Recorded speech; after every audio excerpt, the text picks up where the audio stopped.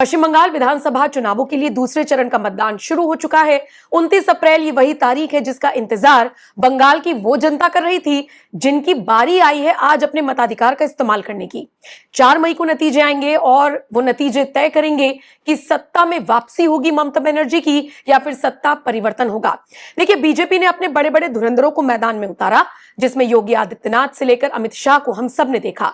और इन नेताओं की बयानबाजी ने कैसे महिलाओं पर इंपैक्ट डाला है, इसका अंदाजा इसी बात से लगाइए कि पोलिंग बूथ के बाहर भी लंबी लंबी कतारें हैं महिलाओं की। और जब हमारे संवाददाता ने उनसे बात की तो उनका डंके की चोट पर कहना था कि हम सबको बदलाव चाहिए, परिवर्तन चाहिए।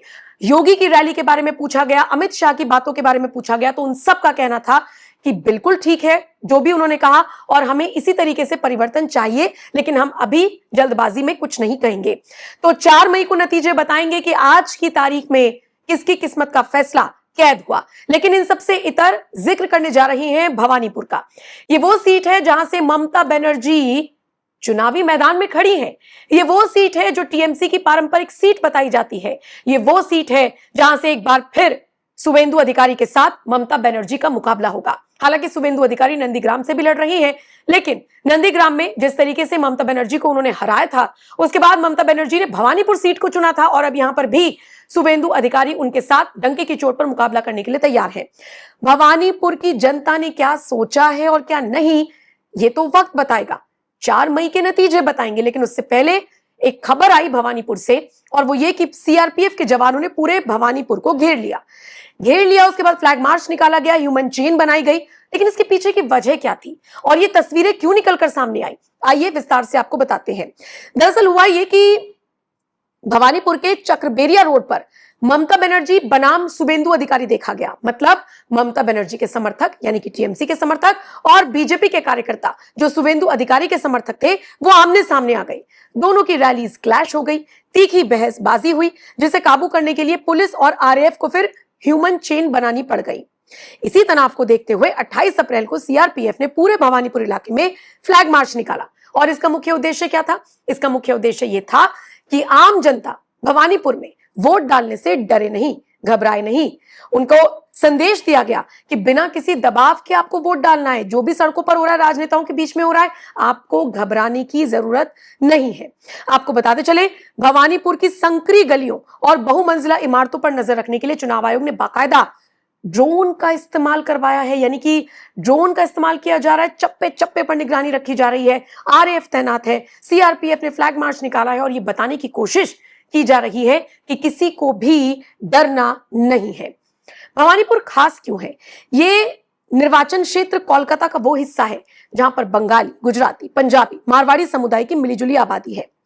माना जा रहा है कि भवानीपुर का नतीजा सिर्फ भवानीपुर तक सीमित नहीं रहेगा, बल्कि ये पूरे बंगाल का मूड तय करेगा।